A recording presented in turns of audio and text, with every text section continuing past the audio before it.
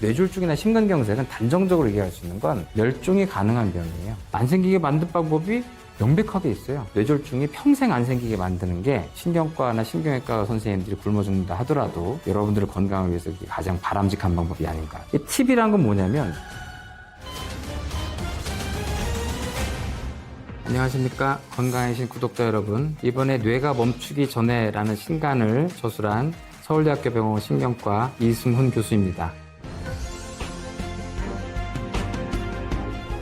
뇌출혈이 더 위험합니다. 뇌경색의 사망률은 한 5% 정도입니다. 그런데 뇌출혈은 40% 정도 됩니다. 굉장히 중요한 장기들은 대부분 장기 자체가 압력이 세요. 특히 근육은 거의 돌덩어리 수준으로 굉장히 압력이 세서 혈관벽을 터지지 못하게 지지하는 힘을 줍니다. 근데 뇌는 그냥 물이에요. 비중이 거의 물과 같은 상태여서 혈관벽에 힘이 더 셉니다. 이게 파열될 만한 상황이면 그냥 파열돼 버립니다. 이 물과 같은 뇌와 압력이 평형될 때까지 터져요. 그러니까 작은 혈관이 터져도 큰 혈종이 돼 버립니다. 또 한 가지는 뇌세포가 우리 몸에서 가장 약한 세포입니다. 침입을 받았을 때 제일 일찍 죽어요. 뇌세포를 가장 보호하기 위해서 우리 몸은 엄청나게 많은 애를 써오게 진화를 했습니다. 우리 몸에서 가장 두꺼운 두개골, 뇌까지 3개의 막을 씌우고 심지어 뇌척수액을 넣어가지고 뇌를 이렇게 둥둥 띄워놔서 부력까지 줘요. 어떻게든 뇌를 보호하기 위한 별짓을 다 하고 있는데, 그럼에도 불구하고 출혈이 생겼을 때, 출혈이라고 하는 경우는 여러분들이 이제 이런 데 다치게 된 뻐근한 이유가 혈관 밖으로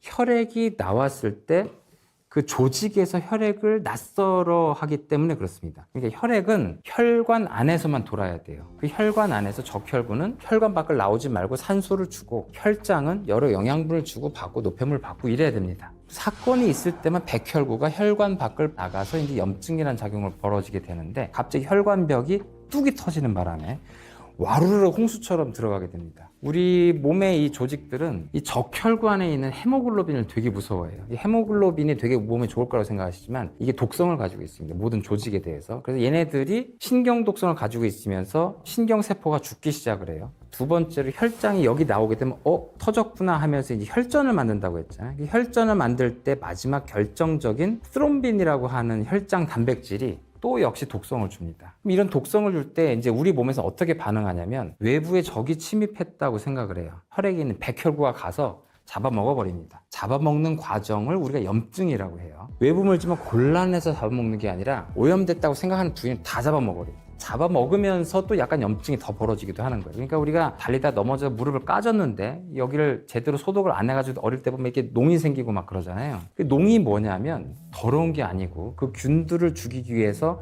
혈관 바깥으로 빠져나간 백혈구들이 싸우고 전사한 시체예요. 자기 몸 성분입니다. 농 자체도 나중에 또 염증을 일으킬 수 있으니까 빼야 되는 게 맞는 거죠. 이런 과정이 뇌출혈일 때 벌어져요. 혈액이 외부 물질이라고 생각하고 마구 혈액을 잡아먹는 과정에서 뇌세포가 파괴되는 일이 벌어집니다. 혈액 자체가 퍼져나가는 압력, 물리적인 압력, 혈액 성분에 의한 화학적인 손상, 그걸 지키겠다고 하면서 과잉 반응하는 염증 반응, 이것 때문에 손상이 더 커지게 되는 거예요. 여러분들이 아마 잘 못 들어본 건, 급성 충수염을 개복하거나 복강경으로 빨리 수술해야 되는 이유는 얘들이 터졌을 때 복강이 오염되면서 죽을 수가 있어서 그래요. 그럼 수술할 때 어떻게 하냐, 이미 터진 상태도 올 거 아니에요. 터진 상태이거나 출혈이 된 상태, 그럴 때는 환자분은 수술장에 들어가서 복강을 열고 열심히 씻어냅니다. 혈액 자체가 염증을 크게 일으키기 때문에 혈액을 없애는 게 중요해요. 그리고 터진 부위를 빨리 꿰매고 혈액이 부족한 만큼 수혈해서 채우고, 아주 물리적인 과정들입니다. 터졌으니까 메꾸고 씻어내고 채우고. 뇌가 그게 안 돼요. 뇌가 그게 안 되는 이유는 출혈 자체로 인해서 빈혈이 생길 정도가 아니라서 채울 필요는 없는데 씻어낼 수가 없어요. 씻어내겠다고 하는 순간 뇌가 다 망가집니다. 이 뇌의 비중은 물과 거의 비슷하다고 했기 때문에 뇌를 열고 이거를 혈액을 닦겠다고 하는 순간 뇌가 다 죽어요. 시도도 해서는 안 되는 거라는 거죠. 그러니까 사실 뇌는 혈액이 오염된 다음에 자정작용에 의해서 좋아지든지 아니면 아주 강력한 항염증제를 쓰는 방법밖에 없다. 그래서 뇌출혈이 우리가 물리적으로, 직관적으로, 당연히 논리적으로 할 수 있는 그런 시술 방법을 뇌에서는 할 수 없다는 게 굉장히 중요한 문제가 됩니다. 그 영역은 나중에 이제 복구하기도 거의 외상과 같은 상태로 이제 완전히 구멍이 나고 망가지는 경우가 많기 때문에 뇌출혈이 기본적으로 굉장히 훨씬 더 안 좋은 질환이라고 말씀드릴 수가 있는 거죠. 뇌출혈은 다 안타까운데요. 사실 제일 안타까운 부분은 이분들은 애초에 만약에 조기 진단했으면 동맥류를 발견할 수 있어요. 뇌출혈도 둘로 나누면 뇌 조직 안에서 작은 혈관이 터지는 뇌실질 출혈이 있고요. 뇌 바깥쪽을 돌아다니는 큰 혈관이 터지는 지주막하 출혈이 있는데 지주막하 출혈의 사망률은 40에서 50% 정도. 꽤 젊은 나이 때 40, 50대 때 급사를 할 수 있는 굉장히 심각한 출혈이 이제 지주막하 출혈이고요. 85%가 동맥류라는 게 파열돼서 생겨요. 큰 혈관이 탄력성이 좋기 때문에 풍선처럼 부풀어 오르는 거예요. 근데 혈관벽은 이걸 보고서 터뜨리면 안 되니까 혈관 세포들이 증식을 하면서 점점 이렇게 커나가게 돼요. 커질수록 파열될 가능성이 높아지는 거예요. 혈관이라는 거는 증상을 느끼지를 못해요. 막 진짜 몇 센티미터가 되는 동맥류도 CT 보고 놀래는데 환자는 전혀 못 느끼고 살았던 경우가 대부분이거든요. 이런 것들을 미리 알 방법이 있느냐? 지금의 현대의학 기술로 미리 발견이 가능하다. 본인이 40대를 넘어간다면 MRA라는 걸 찍습니다. MRA. MRI라고 보통 얘기하는 거는 뇌의 조직 자체를 찍는 거고요. MRA라고 하는 건 혈관만 찍는 겁니다. 이 MRA 기술이 굉장히 발전돼 있어서 찍게 되면 그 안에 이제 부풀어온 동맥류를 아주 작은 사이즈에서부터 발견할 수 있게 됩니다. 만약에 큰 상태, 터질 우려가 있는 상태로 발견됐다라고 하면 우리가 혈관조 용술을 통해 들어서 거기 안에다 코일을 넣어서 막아버리게 되면 그게 터지는 가능성을 평생 막아버릴 수가 있게 됩니다. 조금 비싸더라도 한번 해보시는 게 낫지 않나. 다른 나라는 정말 너무 비싸서 엄두도 못 나거든요. 한국만 할 수 있습니다. 이 팁이란 건 뭐냐면 대개 대학병원에 오시면 제일 좋은 걸 찍는다고 생각해서 굳이 많은 돈을 들여서 찍으시는데 이 얘기를 하면 내가 이 원장님한테 혼나는 거 아닌가 싶은데 3차 병원에서 찍는 게 제일 비쌉니다. 가장 비싸게 비급여 진료비가 대부분 책정돼 있어요. 이렇게까지 얘기하면 안 되겠는데. 혼날 것 같은데. 만약에 본인이 보는 목표가 정말 뇌에 굉장히 정밀한 대학병원급의 판독이 필요하다. 근데 그 정도 되면 잘 급여 진료가 필요하죠.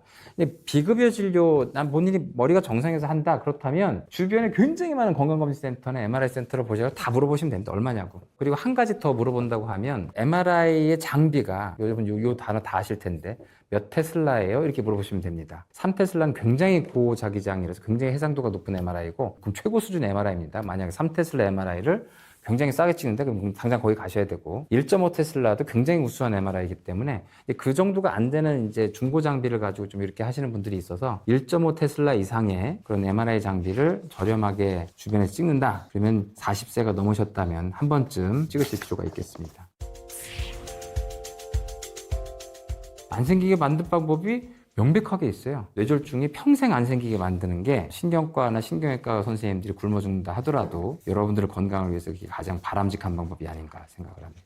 50대 이후라면 본인의 단계를 정확하게 아셔야 됩니다. 내가 위험요인만 가지고 있고 동맥경화가 안 왔는지, 동맥경화까지 왔는지, 동맥경화까지 왔으면 본인은 뇌졸중 전 단계라고 생각하셔야 돼요. 그때부터 정말 필사적으로 건강생활을 하셔야 됩니다. 이게 왜 생기는지를 이제 아주 간단하게 설명드리면 건강한 혈관이었는데 혈관벽이 상처가 날 수 있는 상황들이 여러 가지가 있습니다. 물리적인 상처는 고혈압이 내겠죠. 혈관벽이 혈압이 높아서 틈새가 벌어진다든지 아니면 화학적인 상처는 잘못된 식이습관이나 담배 같은 게 내겠죠. 독소 같은 게 들어오니까 걔네 혈관벽에 가서 상처를 낼 수 있습니다. 상처가 나는 생활습관을 유지하고 있으면 계속 상처가 곳곳에서 날 거 아니에요. 근데 그분이 하필 혈액 안에 성분 중에 콜레스테롤이 많은 분이었어요. 콜레스테롤은 이제 몸에서 굉장히 중요한 성분입니다. 필수 영양 성분이라서 너무 중요하기 때문에 모든 세포가 스스로 만들 줄 알아요. 만들 줄 안다는 얘기는 많이 먹었다면 과잉이 될 수 있다는 거죠. 몸에서 만들 수 있는 것 중에 뭘 통해서 만드냐면 심지어 포도당을 통해서 만들어요. 우리 몸이 그걸 필요하다고 생각하니까 모든 세포가 탄수화물을 통해서 콜레스테롤을 만들어버려요. 근데 제일 많이 만드는 게 간입니다. 간이 왜 많이 만드냐면 콜레스테롤이 필요한 장기들이 있어요. 콜레스테롤 가지고 뭘 만드냐면 성호르몬과 스테로이드 호르몬을 만들어요. 스테로이드 호르몬은 우리 몸을 지키는 호르몬이고 성호르몬은 자손을 만드는 호르몬이에요. 그러니까 우리 몸의 성장과 그다음에 번식, 인간에 있어서 가장 중추적인 호르몬을 만드는 게 콜레스테롤이에요. 그러니까 너무 중요하니까 모든 세포가 만든단 말이죠. 그리고 간은 더 많이 만들어서 혈액에다가 이제 가지고 보내줍니다. 그러면 그게 필요한 부신, 난소, 정수가 그걸 받아가지고 이제 만들게 되는 거죠. 근데 밥을 너무 열심히 먹게 되니까 너무 많은 거예요. 얘네들이 이제 안 받을래요. 혈액을 점점 더 많이 돌아다니는 게 이제 고지혈증입니다. 얘네들이 이제 안 필요하니까 간이 이제 그럼 그만 만들어야 되겠다고 회수를 해야 되는데 회수 절차가 진화적으로 그렇게 많이 발전되지 않았어요. 아니 남는 적이 있었나? 인류 입장에서 35만 년 동안 모자랐다가 갑자기 50년 동안 남는다고 하는 게 이해가 안 되는 거죠. 그래서 잘 회수를 안 하고 계속 혈액을 떠돌게 해요. 혈관이 상처가 났어요. 고혈압이나 이런 걸로 상처가 났어. 그러면 이 콜레스테롤이 왕따처럼 어디서 받아주지 않으니까 거기 가서 박힙니다. 혈관벽에 박힌 콜레스테롤은 왕따예요. 그리고 거긴 대식세포 잡아먹어요. 끝도 없이 잡아먹다가 이 대식세포가 노래지면서 빵 터집니다. 새로 생긴 대식세포 그걸 또 잡아먹고 백혈구가 들어와서 여기를 또 잡아먹고. 동맥경화는 아주 전형적인 만성염증이에요. 이 과정이 몇 년에 걸쳐서 갑니다. 혈관벽에 콜레스테롤의 덩어리 종괴가 생깁니다. 암처럼. 그리고 점점 자라나요. 이게 죽상경화증입니다. 그러니까 이 죽상경화증이 발전되는 단계는 너무 심각한 사람들은 2, 3년, 대개는 5년에서 한 10년에 걸쳐 서서히 자라나요.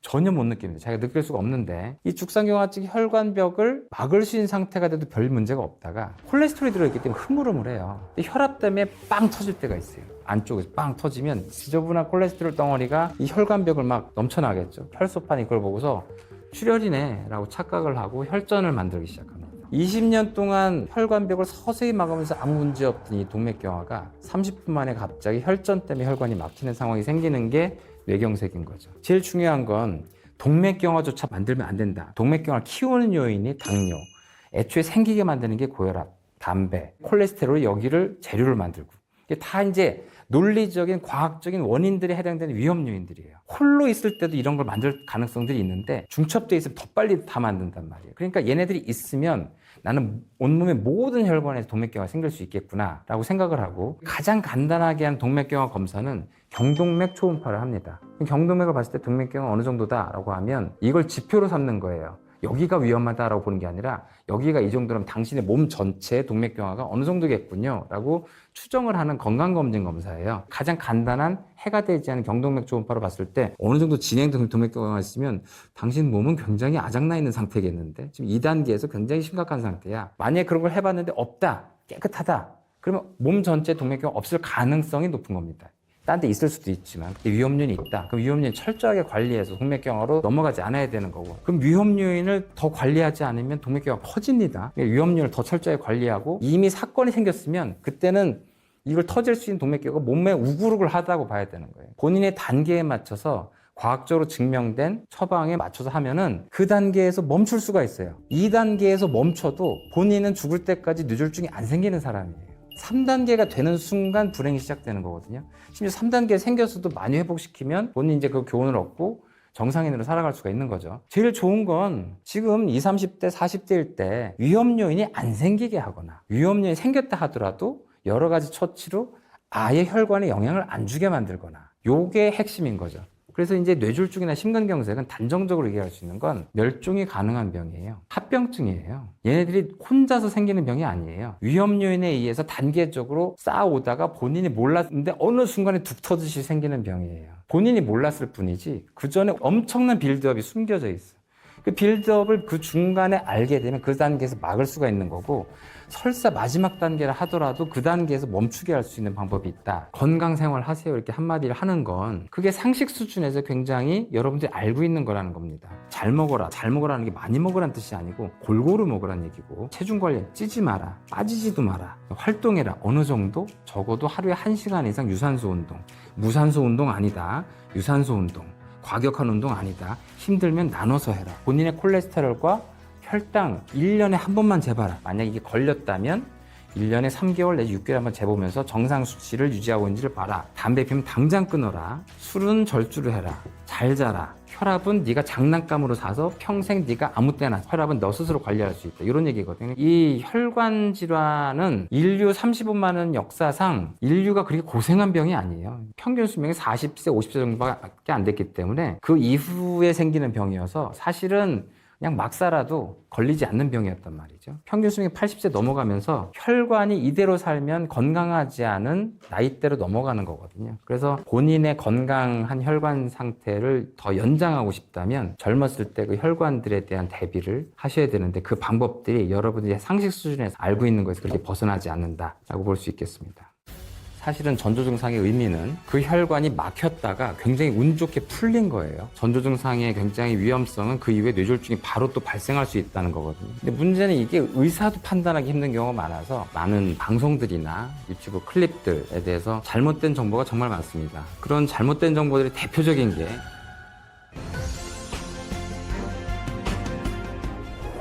이 뇌졸중은 발생률은 우리나라에서 1년에 한 11만 건 정도 발생하는데요. 발생률이 조금씩 늘고 있습니다. 사망률도 한 20% 가까이 되고 장애율이 30-40% 된다는 것은 굉장히 무서운 질환이라고 할 수는 있습니다.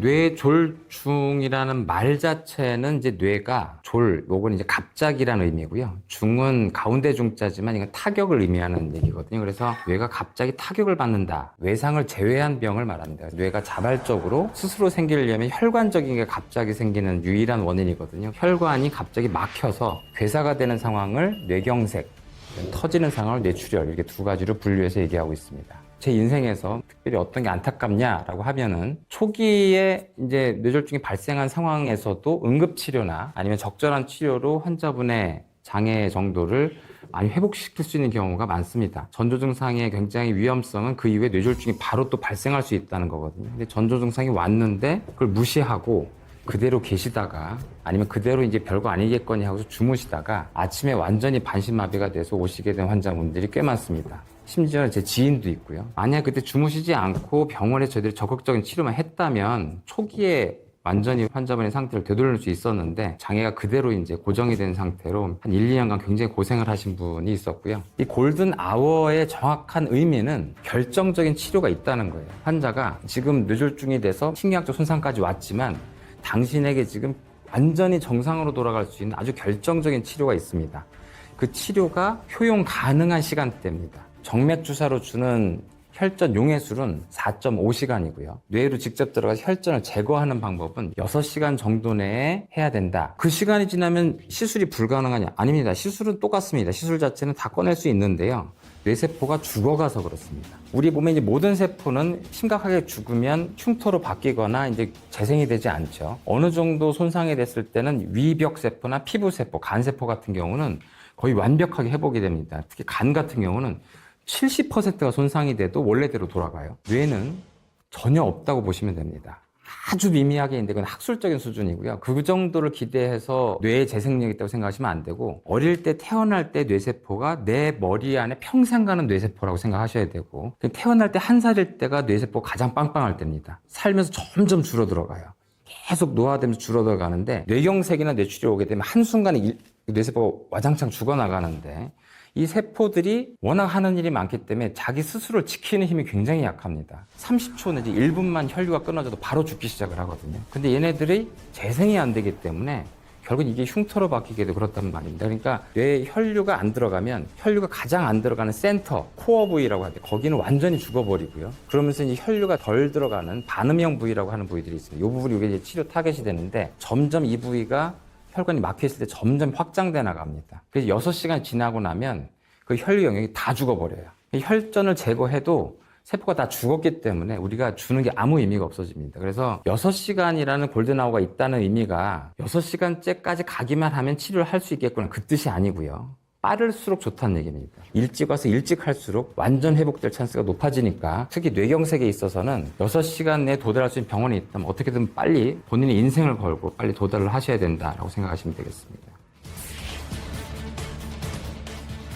사실 간이나 신장이나 장경색 같은 게 작게 생기면 우리가 그걸 알 수가 없습니다. 근데 뇌경색은 뇌가 우리 몸을 다 관장하는 기관이기 때문에 조금만 경색이 와도 우리가 금방 증상을 알게 되는 경우가 많아서 경색 자체가 증상으로 느낄 가능성이 훨씬 더 많다. 이 뇌졸중 증상에 대해서 일단 오해하시면 안 되는 게 전조 증상에 대한 많은 방송들이나 유튜브 클립들에 대해서 잘못된 정보가 정말 많습니다. 그런 잘못된 정보들이 대표적인 게 오랫동안 머리가 아프거나 아니면 오랫동안 내가 만성적으로 어지러웠다. 요즘 내가 컨디션이 안 좋다. 몸에 힘이 없다. 눈꺼풀이 떨린다.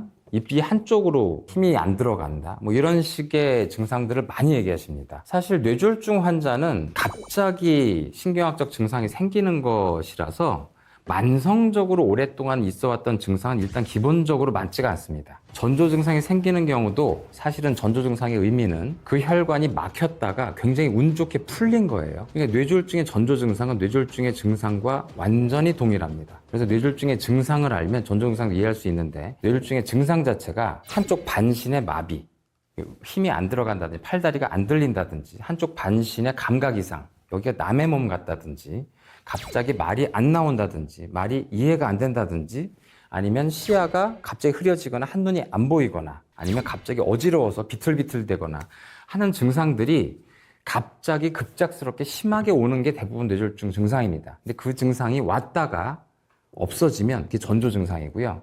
그럼 그 혈관이 막혔다가 굉장히 운 좋게 풀린 거기 때문에 당장 병원에 오셔야 됩니다. 왜냐하면 거기에 이제 동맥경화라는 전구병변이 있어서 혈전이 생겼다 풀린 것이기 때문에 언제든지 다시 생길 수 있거든요. 그랬다가 풀렸기 때문에 내가 지금 컨디션이 잠깐 안 좋았나? 내가 꿈을 꿨나? 착각을 했나? 이렇게 좀 좋게 생각하시는 분들이 있어요. 그러다가 결국엔 주무시고 난 다음에 큰 뇌졸중을 맞게 되고 이렇게 문제가 되는 경우가 있습니다. 병원에만 오시면 전조 증상 단계에서 차단할 수가 있습니다. 그러니까 전조 증상의 중요성은 뇌졸중 증상과 동일하다. 일반적으로 평상시에 알고 있는 만성적인 두통, 어지럼증 증상이 아니다. 두통이 머리에서 느끼는 증상이기 때문에 이게 분명히 뇌의 어떤 혈관의 문제를 알려줄 거라고 생각하는 거죠. 그게 좀 잘못됐다고 과학적으로 얘기할 수 있는 거는, 뇌는 사실은 스스로의 통증을 못 느끼는 장기입니다. 굉장히 독특하게도. 뇌 바깥에 있는 뇌막이 통증을 느끼고요. 뇌 혈관 벽들이 느낄 수 있어요. 뇌 자체는 못 느껴요. 우리가 두통을 느끼는 거의 대다수는 뇌 혈관의 운동 기능 이상이거나 아니면 뇌막의 압박 징후 내지는 근육통입니다. 그래서 대부분은 사실은 뇌가 아니고 뼈 바깥에 있는 근육통을 두통으로 느끼면서 뇌 안의 통증으로 잘못 오해하시는 경우가 많은데요. 사실 우리가 느끼는 통증이 어떤 장기를 정확하게 알려주는 게 아니기 때문에 대부분의 만성적인 두통은 뇌졸중의 전조 증상이 아닙니다. 만약에 뇌출혈인데 전조 증상 같은 경우는 지주막하 출혈일 때 일부 환자한테 생길 수가 있습니다. 지주막하 출혈은 큰 혈관에 동맥류가 있을 때 이게 파열이 됐을 때 생기는데요. 이게 더 큰 출혈이니까 심각한데 어떻게 전조 증상이 있을 수 있냐? 동맥류의 파열이 아주 미세하게 생기는 환자들이 일부 있습니다. 그게 터졌을 때 사망률이 거의 50%인데 살아남은 사람들이 얘기하는 거는 자기 인생에서 느껴보지 못한 두통을 느끼는데 자기가 머리를 도끼로 맞은 줄 알았다.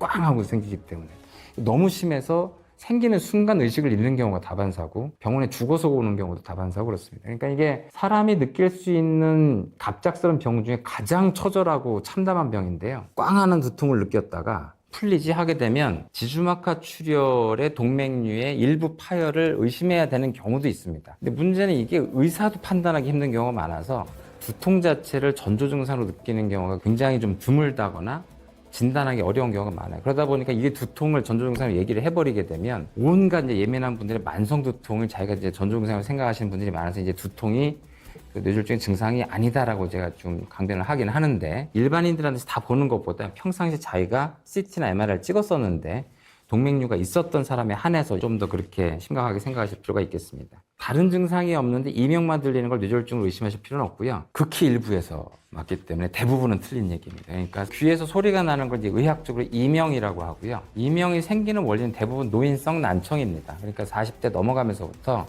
귀가 이제 높은 톤의 소리에서부터 점차 이제 우리가 잘 안 들리기 시작하거든요. 그럼 이 청각세포가 본인이 평상시 하던 일을 잘 못하기 때문에 더 과발현되면서 더 들으려고 노력을 하다가 생기는 게 이명입니다. 나이가 들면서 지금 청각세포가 조금 노화되고 있구나라는 신호로 뭐 두두두두 하는 소리가 들린다든지 삐 하는 소리가 들리는 이런 게 들릴 수가 있어요. 안 들리던 게 들리는 거기 때문에 이게 뇌의 문제가 아니겠냐 생각하시지만 대다수의 경우에는 노화성 난청의 전조 증상 정도이기 때문에 다른 증상이 없는데 이명만 들리는 걸 뇌졸중으로 의심하실 필요는 없고요. 환자가 어지럼증이 갑자기 생겼는데 귀가 안 들린다든지 갑작스럽게 이상한 이명이 들린다든지 그런 경우에 일부 뇌졸중 증상인 경우가 있습니다. 전조 증상을 너무 강조하면 이제 모든 사람들이 공포감을 가질 수 있고, 또 사실 어떻게 보면 일시적인 컨디션 이상으로 생긴 신경학적 이상을 뇌졸중의 증상으로 오인할 수가 있는 것이기 때문에 어떤 사람이 전조 증상을 두려워해야 되느냐, 이게 더 중요한 부분인 것 같아요. 그러니까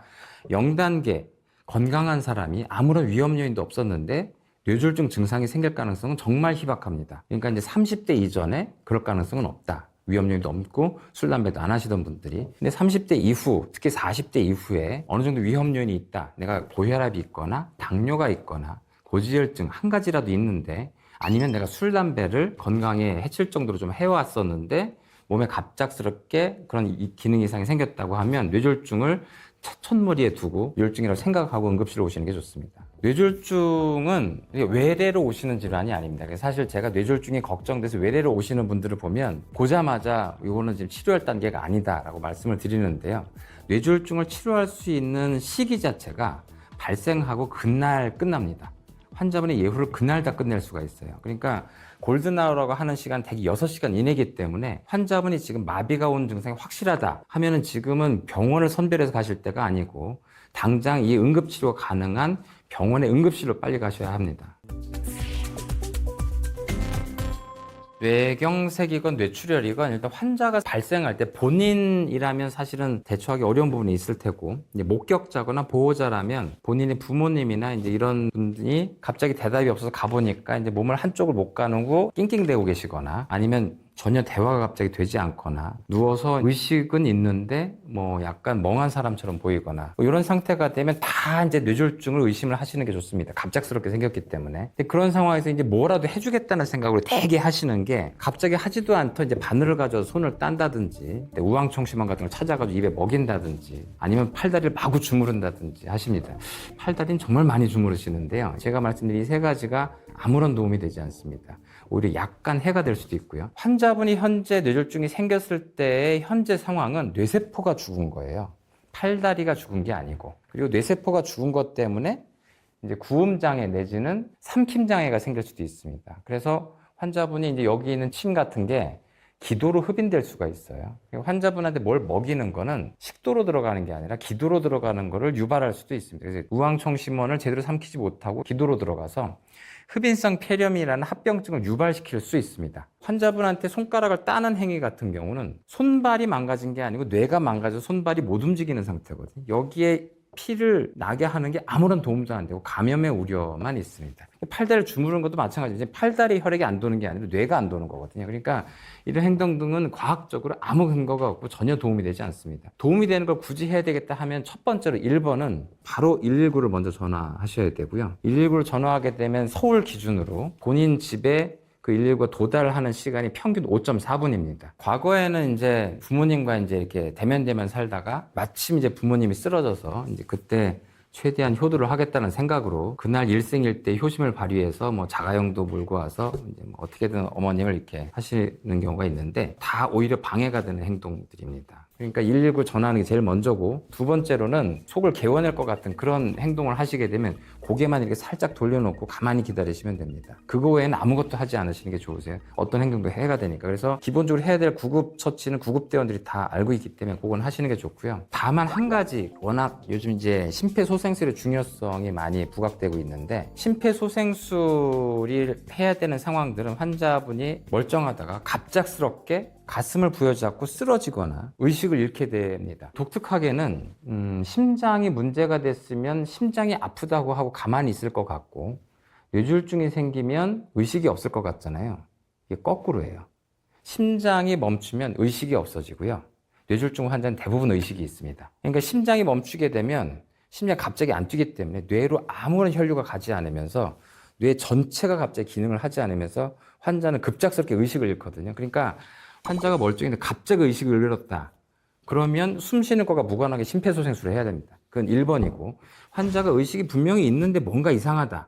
그럼 뇌졸중을 의심해야 되는 게 맞아요. 그때는 심폐소생술을 하는 것보다 일단 119를 전화하는 게 좋습니다. 심폐소생술의 이제 전체적인 교육 과정들이 많이 변해왔는데요. 뭐 예전에는 심장을 압박을 하다가 호흡을 하고 그러는데 지금은 다 규정이 바뀐 게 호흡 신경 쓰지 말고 압박만 빠른 속도로 1초에 한 번씩 하라고 지금 되어 있습니다. 왜냐하면 그 결과를 봤더니 숨을 쉬게 한다고 하는 것 자체가 별로 도움이 안 되고 실제 심장 압박하기 훨씬 더 도움이 됐더라라는 것 때문에 심폐소생술 관련된 것도 변화해 온 거죠. 근데 심폐소생술을 어떤 사람한테 해야 되느냐, 어떤 사람은 하면 안 되느냐, 이거는 사실은 의학적으로는 조금 있는데요. 일반인들한테 얘기하기에 굉장히 안 좋은 겁니다. 왜냐하면 피해야 되는 경우 때문에 해야 되는 경우를 놓치는 경우가 더 많아서 사실은 잘못했다 하더라도 그거를 우리가 잘못했다고 얘기를 하지 않습니다.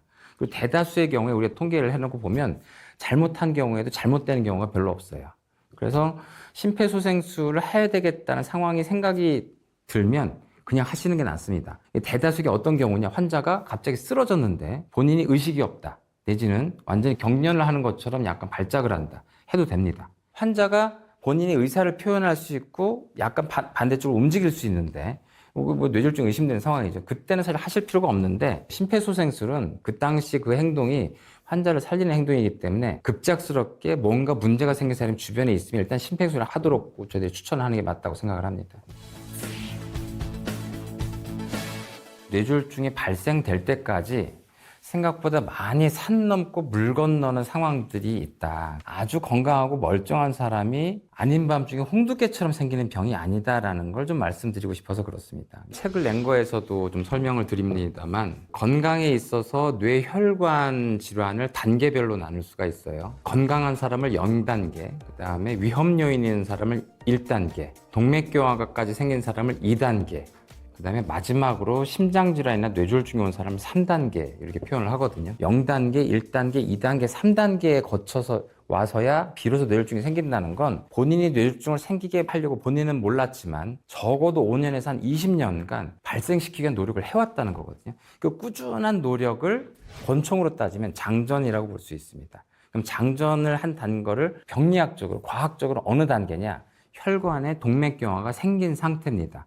이 동맥경화는 멀쩡한 혈관에 동맥경화는 병이 오는 게 아니고요. 고혈압과 당뇨와 고지혈증, 술, 담배를 정말 지독하게도 관리 안 하셨을 때 혈관들이 못 버티고 생기는 흉터 같은 것들이거든요. 그러다 보니까 혈관 안쪽 벽이 그렇게 변성이 됐을 때 드디어 이제 뇌졸중을 하기 위한 권총으로 따지면 장전을 했다. 제가 이렇게 표현을 합니다. 그럼 장전을 한 상태에서 방아쇠를 당겨야만 발사가 되는 거니까 방아쇠만 안 당기면 되겠네. 그렇습니다. 동맥경화가 있다 하더라도 평생 동맥경화에서 끝날 수도 있어요. 이 동맥경화가 어느 한순간에 갑자기 혈관 안쪽 벽이 파열이 되거나 아니면 바깥으로 파열되거나 혈관 안쪽 벽에서 혈전이 생기거나 하는 상황들이 생기는 게 방아쇠를 당기는 겁니다. 이 방아쇠를 당기는 상황은 어느 날 갑자기 예고를 하지 않고 생길 수도 있는데 조금 전조가 되는 상황들을 본인이 만드는 경우들이 많습니다. 그러니까 이미 굉장히 안 좋은 결정적인 동맥경화 상태에서 최근 들어서 굉장히 오랫동안 과로를 했다. 잠을 잘 못 잤다. 일을 너무 힘들게 했다. 아니면 안 하던 운동을 너무 급작스럽게 많이 심하게 했다. 최근에 부모님이 상을 당했을 때 굉장히 너무 슬프고 힘들어서 감정적으로 격동적인 생활을 지금 한두 달 동안 이렇게 하고 있었던 그런 분들이 딱 그 상황일 때 안 좋았던 동맥경화가 파열되거나 혈전이 생긴 일이 생길 수가 있습니다. 그게 이제 방아쇠를 거는 거죠. 인생을 살면서 많은 일들이 생길 수가 있기 때문에 방아쇠를 당기지 말라고 할 수가 없어요. 제일 중요한 건 본인이 장전이 됐는지 알아야 되는 거죠. 그러니까 평상시에 본인이 그런 위험 요인을 가지고 있었는지, 그래서 장전시킬 만한 상황인지, 아니면 그걸 관리 안 해서 이미 장전을 했는지, 그걸 본인이 이제 아는 게 굉장히 중요하다라고 말씀드릴 수가 있겠습니다. 수은 혈압기를 의사 선생님이 재줘야만 내가 진짜 혈압이다라고 착각하시는 분들이 있어요. 의사 선생님한테 내가 혈압을 재는 걸 받는다는 싱숭생숭 하는 순간 혈압이 10에서 20 올라가십니다. 고혈압은 병원에 와서 진단하는 게 아니고 팔뚝혈압계로 집에서 잽니다. 내가 머리가 아픈데 혈압, 그땐 재는 게 아니고 그땐 안 재는 겁니다. 집에서 언제 재느냐? 혈압은 의사 입장에서도 굉장히 어려운 겁니다. 나쁜 의사 입장에서는 고혈압약을 처방하고 싶다. 그러면 고혈압을 쉽게 환자들한테 만들 수 있어요. 이 환자가 병원에 오는 순간 고혈압이 됩니다. 대부분. 평상시 혈압보다 10에서 15 정도 올라가요. 사실 병원에서 재는 혈압은 의사 입장에선 참고만 해야 됩니다. 그 혈압은 절대 환자에 해당되는 혈압이 아니고 만약 많이 올라갔다면 그걸로 이제 환자분 혈압 상태를 봐야 되는 거죠. 이 환자한테 가장 우리가 정확한 혈압이라고 하는 건 24시간 동안 환자 혈압 감시하는 게 있어요. 이걸 채워놓고 하루 활동을 하면 자동으로 기록한 다음에 일중 변동을 보고 몇 %가 하루 중에 고혈압이었다 이렇게 나오게 하는 검사가 있거든요. 근데 이걸 저렴한 검사지만 누구나 하라고 할 수는 없기 때문에 평상시에 할 수 있는 건 집에서 본인이 혈압을 재는 겁니다. 이 혈액의 압력을 물로 환산을 하면 거의 10m거든요. 만약에 혈압계를 물로 만들면 10m짜리를 만들어야 돼요. 못 만들잖아요. 그래서 좀 액체인데도 좀 무거워가지고 좀 압력을 좀 적당히 반영하는 거 없나 했던 게 수은이었던 거예요. 그래서 수은으로 혈압계를 만들어서 수은이 14cm 올라가는 압력이다 해서 140mm 머큐리라는 단위가 나오게 됐던 거죠. 근데 이거를 하다 보니까 수은 혈압계를 의사 선생님이 재줘야만 내가 진짜 혈압이다라고 착각하시는 분들이 있어요. 의사 선생님한테 내가 혈압을 재는 걸 받는다는 싱숭생숭 하는 순간 혈압이 10에서 20 올라가십니다. 수은 혈압계를 의사가 청진기를 하는 순간 아주 정확하게 하는 게 아니기 때문에 여러 가지 이유로 오차가 생길 수가 있어요. 수은 혈압계보다 더 정확하게 거의 동등하게 만드는 전자혈압계들이 다 나왔어요. 그래서 여러분들이 혈압을 잴 때 수은 혈압계는 찾지 마십시오. 그러니까 뭐 있으면 잰다 하더라도 오히려 덜 정확하게 재겠네 라고 생각하셔야 되고, 고혈압은 병원에 와서 진단하는 게 아니고 스스로 진단하는 것이고, 현재로서 팔뚝혈압계가 가장 정확하고요. 팔뚝혈압계로 집에서 잽니다. 집에서 언제 재느냐? 하루에도 일중 변동이 있어요. 오전이 높습니다. 아침에 일어나서 활동할 때가 높고 의외로 활동하다가 오후에 떨어져요. 그래서 오후에만 재면 본인의 고혈압을 모를 가능성이 높아요. 그래서 오전에 재는 게 좋습니다. 근데 오전에 막 바쁘고 막 활동하다가 재면은 또 이제 활동 때문에 올라간 혈압을 고혈압으로 착각할 수가 있거든요. 오전 중에 한 10분 정도는 편안하게 있을 수 있는 상태. 우리가 이 고혈압의 기준은 레스팅 혈압이라고 해요. 안정시 혈압이라고 해요. 그러니까 아프지도 않고 불편한 데도 없고 힘들지 않은 상황에서 재는 혈압이 140에 90을 넘어갈 때 고혈압이라고 하는 거예요. 내가 머리가 아픈데 혈압, 그땐 재는 게 아니고 그땐 안 재는 겁니다.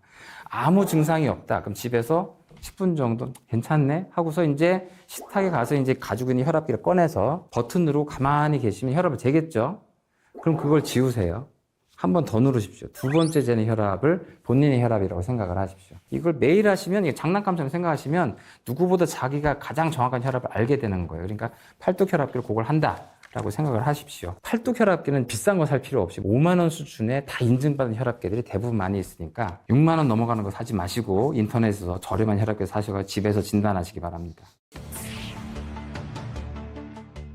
안 좋은 식습관이라고 말하기가 되게 애매한 게, 그러니까 사람들에게 건강 식단을 알려주고 평생 지중해 식단이나 한식 중에서 가장 담백한 것만 먹으라고 하면 누가 그렇게 먹겠어요? 어쩌다 삼겹살도 먹어야 되고 어쩌다 술도 마셔야 되는 거잖아요. 건강 식단에 대한 인식이 되게 중요한 거죠. 전반적으로 내가 건강 식단을 유지하겠다. 가장 기본적으로 물어보는 뭘 먹어야 되고 먹지 말아야 돼요에 대해서는 많은 이제 유튜브 클립이나 뭐 책이나 이런 데 보면 짜게 먹는 것과 고혈압 관계가 없다. 제가 또 어디선가 얘기를 했는데 또 관계가 없다 이렇게 약간 그렇게 결론 난 것처럼 되어 있어가지고 애매한데, 짜게 먹으면 혈압이 올라갑니다. 근데 혈압이 올라가는 이유를 잘 몰랐어요. 이해가 안 됐거든요. 그걸 굉장히 단순하게 삼투압이라는 게 이제 물을 끌고 가는 결정들이 있습니다. 그 중에 대표적인 게 나트륨, 소듐이에요. 소금 성분의 나트륨이 물을 굉장히 많이 끌고 갑니다. 이걸 많이 먹으면 물이 많아지니까 혈압 올라가는 거 아니야? 라는 굉장히 비과학적인 얘기를 했거든요. 근데 사실 그게 말이 안 되는 게, 소금을 많이 먹어도 우리 몸은 전해질 균형을 이루기 때문에 소금을 배출해요.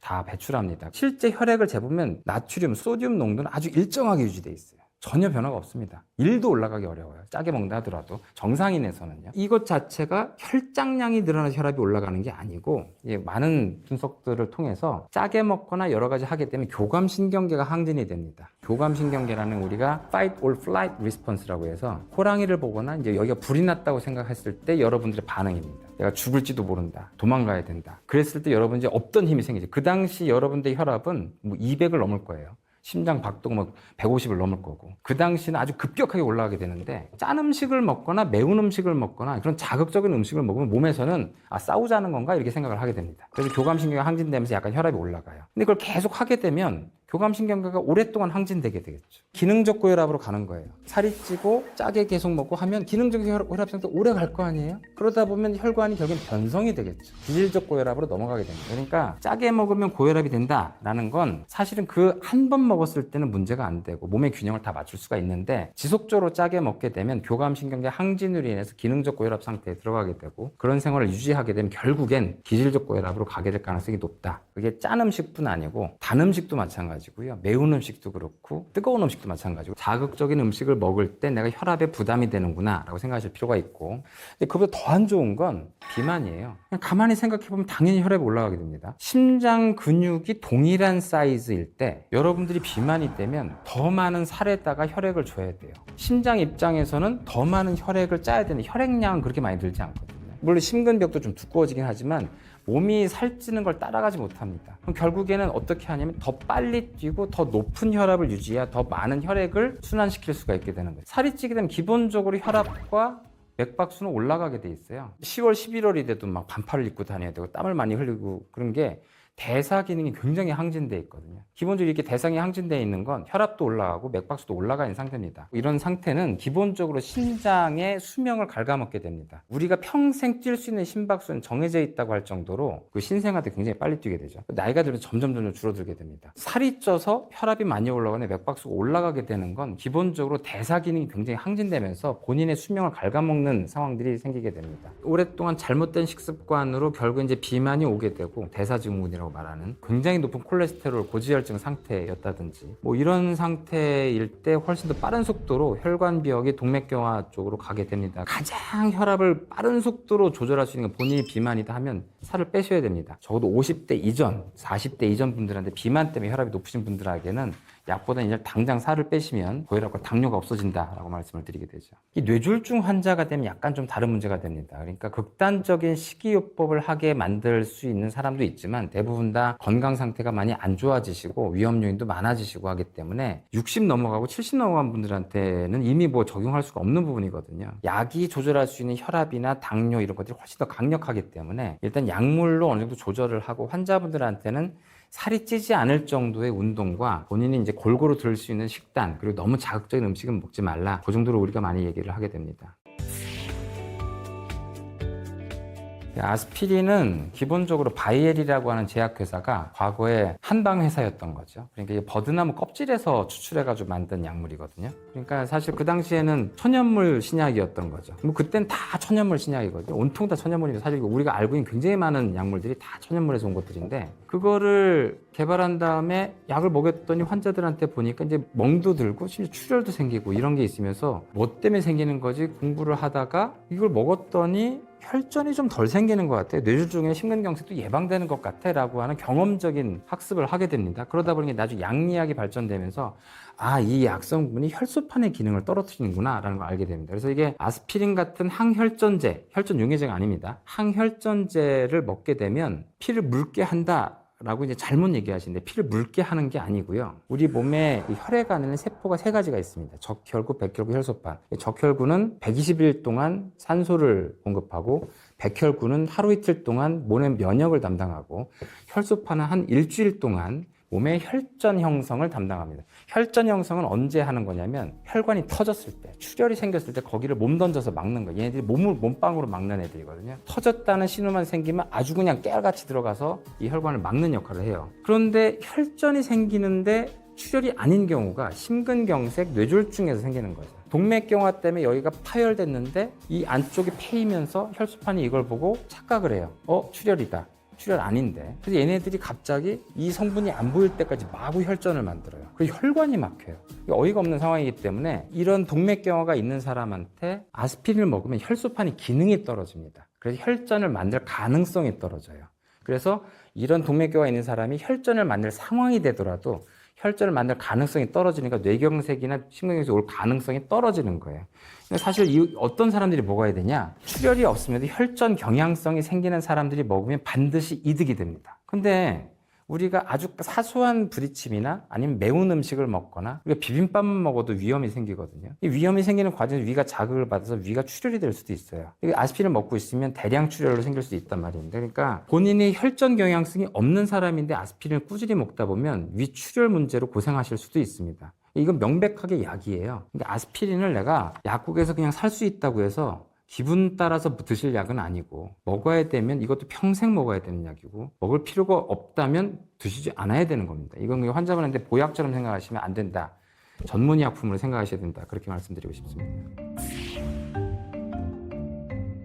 남자들이 인생에서 언제 운동을 많이 하냐고 하면은 40대 이후에 많이 하죠. 20, 30대 때 안 하고 대개는 이제 공부 열심히 하고 직장 생활 열심히 하고 회식 열심히 해서 몸 다 망가진 다음에 본인이 직장에서 어느 정도의 이제 위치에 오르고 약간 조절할 수 있을 때 이제 취미 생활을 찾으면서 오히려 그때부터 운동을 하는데 또 과격하게 해가지고 또 이제 문제가 되고 그런 경우도 있습니다. 정말 상상 이상으로 갑자기 운동을 엄청나게 심하게 하시는 분들도 있고요. 본인이 이제 운동을 갑자기 과하게 하는 걸 자랑스럽게 얘기하시는 분들도 있습니다. 근데 이제 운동 자체도 좀 말씀드릴 수 있는 건 우리가 운동을 하게 되면 혈류량의 상당 부분이 근육으로 가게 됩니다. 뇌혈관이 동맥경화 있는 분들은 이미 대다수 심장혈관도 동맥경화가 있어요. 굉장히 많은 운동을 갑작스럽게 할 때 혈액을 근육으로 많이 뺏기게 되면 심장이나 뇌로 올라가는 혈액이 부족해지면서 갑작스러운 심근경색, 급사 내지는 뇌경색이 유발되기도 합니다. 그러니까 그런 걸 감당할 수 있는 수준에서 정상인한테서 심폐 기능을 향진시키기 위한 운동을 하시는 거지, 뇌졸중이 생기신 분들은 하루에 1시간 정도 유산소 운동을 꾸준히 할 수 있는 거 한두 번 일주일 정도 하고 나는 이제 충분히 했다,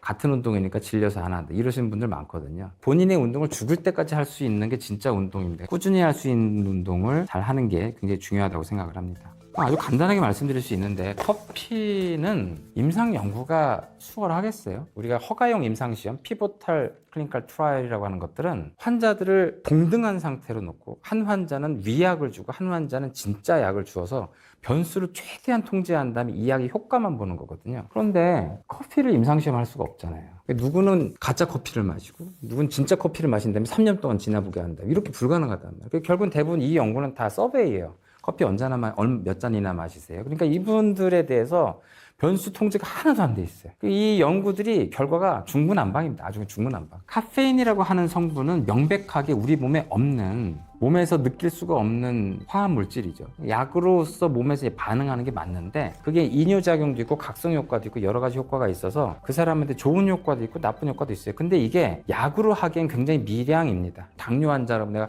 믹스커피 마셔도 되나요? 죽어도 먹고 싶으면 한 잔은 드세요, 이렇게 얘기를 하신다면 이게 목숨 걸 일이 아니라는 거죠. 이것보다 당신이 약을 철저하게 먹고 혈당 잘 재고 운동하는 게 더 중요하다는 거죠. 그러니까 커피 같은 경우는 내가 한 4-5잔 마신다, 그것 때문에 막 심기양진이 되고 이것 때문에 잠을 못 잘 정도, 그럼 드시면 안 되는 거예요. 그러니까 커피는 아주 가볍게 본인의 몸 증상에 맞춰서 생각하시면 된다. 한 잔 정도는 무리가 없다라고 보시면 되겠습니다. 고혈압이건 당뇨건 고지혈증이건 증상이 전혀 없어요. 되게 심해질 때까지도 아무 증상이 없어요. 혈압이 200 가까이 돼도 모릅니다. 위험요인과 동맥경화 있어도 아무 증상이 없던 사람이 갑자기 약을 먹으면서 어지러워졌어, 다리가 부었어, 나는 이 약을 먹어서 건강을 해치고 있다라고 생각을 하게 되고 이 의사가 돈 때문에 날 약을 처방을 하게 된다. 굉장히 많은 유튜브 클립에서 잘못된 정보들을 주고 있는 경우가 많은데요. 고혈압 약을 제가 먹게 된 이유는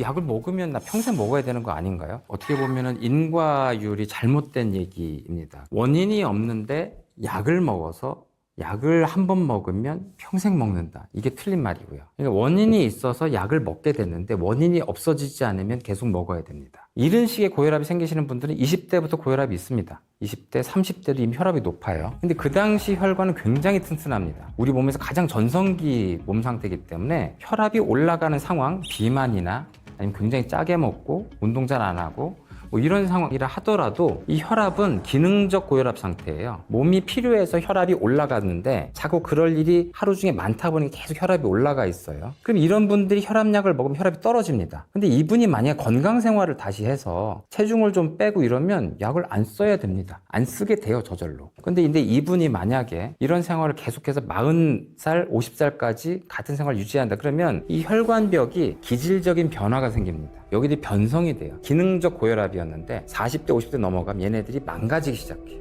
딱딱해집니다. 이때는 환자분이 아무리 건강생활로 돌아가도 고혈압으로 그냥 가게 됩니다. 이때는 약을 끊을 수가 없어요. 그러니까 이미 본인의 위험 요인이 어느 단계까지 왔느냐가 중요해요. 이건 당뇨도 마찬가지예요. 본인이 당뇨가 생길 만한 굉장히 단 음식, 운동 부족과 비만 이런 것들이 겹쳐 있을 때 당뇨가 옵니다. 당뇨약을 급해서 먹을 수도 있어요. 근데 본인이 이걸 깨닫고 살도 빼고 운동을 하면 약을 안 써도 됩니다. 그런데 이 단계를 넘어가서 췌장에서 인슐린 분비능이 떨어지거나 각 세포에서 인슐린에 대한 저항성이 많이 생기게 되면 아무리 건강 생활을 해도 되돌릴 수가 없는 경우가 많이 생겨요.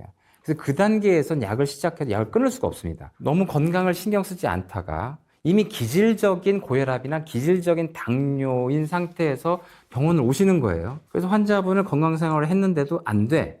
그래서 약을 먹였어요. 약을 먹으면 나 평생 먹어야 되는 거 아닌가요? 이건 당신이 지금 평생 먹어야 될 단계로 들어왔습니다라는 뜻이에요. 인과율이 잘못됐다는 얘기입니다. 원인이 계속 지속되다가 지금은 약을 먹을 수밖에 없는 상태가 됐다는 거지, 원인이 가역적이어서 잠깐 썼다가 끊을 수 있는 상태가 아니라는 거예요. 그러니까 약을 만약에 50대 될 때까지 본인이 고혈압과 당뇨를 방치해서 굉장히 안 좋은 상태로 갔다, 평생 먹게 될 가능성이 높습니다. 근데 30, 40대에 내가 고혈압과 당뇨를 발견했는데 건강생활로 내가 지금 돌아갈 수 있지 않겠냐? 돌아갈 가능성이 매우 높습니다. 고혈압약을 제가 먹게 된 이유는 저희 쪽의 외가가 아주 전형적인 심뇌혈관 질환 때문이에요. 거의 외가 쪽 모든 어르신들이 심장질환, 고혈압, 당뇨, 뇌졸중으로 다 이른 나이에 돌아가셨고요. 그래서 저는 이제 어릴 때부터 외가 쪽을 더 그 유전적인 소인을 많이 받았다고 생각하기 때문에 필수적으로 오겠구나라고 이제 각오를 하고 있었고, 나이 한 30 넘어가면서부터 혈압을 자주 재기 시작을 했고, 140에 90을 넘어가는 게 자꾸 이제 밑으로 떨어지지 않으면 약을 먹는 게 좋은데, 저는 이제 140에 90을 넘어가기도 하고 130에 80을 넘어가는 상황들이 많아지면서 약을 복용하면서 지내야 되겠다고 생각을 했습니다. 혈압이라는 게 그 자체로 혈관에 나쁜 부분을 주긴 하지만 제일 나쁜 건 우리 몸의 가장 연약한 혈관인 뇌혈관 때문에 그렇습니다. 그러니까 뇌혈관은 우리 인생 동안에 높은 고혈압 상태일 동안 계속 상처를 받아요. 인생 중에 높은 혈압이 있다 하더라도 난 정상으로 돌아갔으니까 이제 과거 높았던 건 없어, 이게 아니고요. 높은 기간 동안 상처를 받습니다. 정상 혈압을 계속 유지할수록 정상적인 뇌혈관 상태를 유지할 가능성이 높은 거예요. 높은 혈압이라 하더라도 빠른 속도로 교정하는 게 좋습니다. 그래서 저는 이른 나이에 약을 좀 적당한 수준을 먹으면서 혈압을 강한 수준으로 억제를 해왔고요. 지금 이제 50이 넘은 나이에서도 약 한 가지 반할 정도로 아주 수월하게 조절을 하고 있습니다. 처음에 기능적으로 높은 혈압으로 유지되다가 그때 혈관 탄력성이 좋으니까 높아도 혈관 상처를 잘 안 받는데, 한 40 넘어가면서부터 기질적으로 여기에 딱딱해지기 시작을 하면 아무리 쉬어도 혈압이 이제 올라가게 되는 상황이 됩니다. 이걸 치료를 늦게 하면 할수록 혈관이 딱딱해지는 경화성 변화가 점점 더 심해져요. 즉 늦게 치료할수록 혈압약이 점점 더 많아집니다. 이른 시기 치료할수록 혈압약이 아주 간편하게 끝나요. 이건 당뇨도 마찬가지고, 고혈압과 당뇨를 초기에 이른 시기에 잘 조정하는 게 오히려 평생 적은 약을 고혈압이 없는 상태와 당뇨가 없는 상태를 유지할 수 있는 비결이 됩니다. 그러니까 약에 대한 반감이 왜 생기냐면요, 영양제라고 하는 것들이 사실은 약효가 검증돼 있냐 하면은 약효가 있을 수도 있지만 테스트한 적이 없다가 정확합니다. 이 영양제는 기본적으로 임상시험을 거의 하지 않습니다. 왜냐하면 영양제 성분은 음식에서 먹을 수 있는 성분이에요. 일부 정상인들한테 이걸 적게 먹을지도 몰라, 비타민 A가 결핍이 될지도 몰라, B, C가 결핍이 될지도 몰라 해서 음식물의 일부 성분을 농축한 거예요. 정상인에 가까운 사람들은 영양제를 먹어도 됩니다. 본인이 할 수 있는 사치품 같은 거죠. 가방이 필요하면 사치품 가방을 쓰는 거는 본인의 선택이잖아요. 본인이 더 큰 건강을 바라기 위해서 먹는다 라고 하면 먹어도 됩니다. 대부분의 경우 돈만 아까운데. 근데 약이란 건 뭐냐면 세상에 없던 새로운 화합물질을 만든 거예요. 경험해보지 못한 아주 황당하지만 확실한 의학 효과를 위해서 하는 것이고, 영양제는 우리가 음식을 많이 먹어오던 거를 혹시 더 부족할지 몰라서 농축해서 주는 거야. 약값도 다른 신약에 비해서 저렴하고 이미 과거에 이미 허가돼 있고 하기 때문에 이걸 수천억을 들여서 임상시험을 할 리가 없죠. 음식물의 일부 성분이다 보니까 안전해서 그냥 세상에 많이 풀려 있어요. 풀려 있다 보니까 장사꾼들이 많이 가지고 있게 되죠. 그럼 장사꾼들은 이걸 어떻게 팔아야 되느냐? 선전을 해야 됩니다. 그러다 보니까 이 영양분 성분을 과장 광고하거나 허용된 범위 내에서 굉장한 효과가 있는 것처럼 얘기할 수밖에 없게 돼요. 우리가 오히려 보험 기준에 들어간 치료 약물들은 한국 내 기준으로 선전을 할 수가 없습니다. 여러분들이 제가 쓰는 약들을 방송 광고로 본 적이 없잖아요. 미국은 방송 광고를 합니다. 이런 보험 약품들을 다 광고를 해요. 일반인들도 저는 어떤 스타틴을 먹고 싶습니다, 이런 약을 의사들한테 할 수가 있어요. 다 광고에서 봤기 때문에. 근데 우리는 안 합니다. 환자들이 접할 수가 없죠. 오히려 접하는 건 전통약물, 레거시 드럭, 영양제만 보고 옵니다. 그러다 보니까 이 영양제가 정말 좋다는데, 아니면 자기 근처 약국 가서 아니 이거 하나 드시라고 하면서 들었던 약을 굉장히 중요한 약이라고 착각해서 오시는 경우가 많은 거죠. 그러니까 이런 약들은 어떻게 보면 너무 쉽게 먹을 수 있기 때문에 굉장히 쉽게 생각하세요. 오히려 비싸게 불필요하게 연구도 안 된 영양제를 더 신경 쓰는 경우가 많습니다. 사실 우리나라가 과거부터 보약에 대한 그런 선망이나 믿음은 전 세계가 다 있는 건데, 그런 욕구가 지금 영양제로 다 넘어간 거죠. 그러다 보니까 내가 부모님을 위해서 외국 여행 갔다 오면 이제 뭐라도 사오고 이렇게 생각을 하시는데, 실제로 거기에 대한 임상 연구는 우리가 아스피린 정도의 몇십 원짜리 약물의 임상시험에 비교해서 비교할 정도로 아무것도 안 돼 있습니다. 의사 입장에서 이거를 좋다고 얘기하는 게 기본적으로 말이 안 된다. 영양제는 원래 음식물에 있는 성분을 고농축해서 주는 거다 보니까 몸 입장에서는 이분이 좀 과식하셨나 생각을 하고, 많이 들어왔으면 배설하면 됩니다. 어쩌다 모자란 데 들어왔으면 반갑네, 그 정도죠. 좀 힘들었는데 갑자기 자연강장제를 줬네, 이렇게 기쁠 수는 있는 거죠. 근데 이게 결정적이진 않은 거예요. 그런데 약물이란 건 이 세포가 죽을지도 모르는, 아니면 결정적으로 지금 결핍이 돼 있거나 지금 당장 어떤 거 해야 되는 것들을 존재하지 않던 화합물질을 만들어서 갑작스레 강제로 주는 거란 말입니다. 그래서 모든 약물은 부작용이 있어요. 모든 약이 부작용이 있어요. 약을 먹게 되면 뭔가 몸에 변화가 생깁니다. 스타틴에 대한 음모론이 더 커지게 된 가장 중요한 이유는,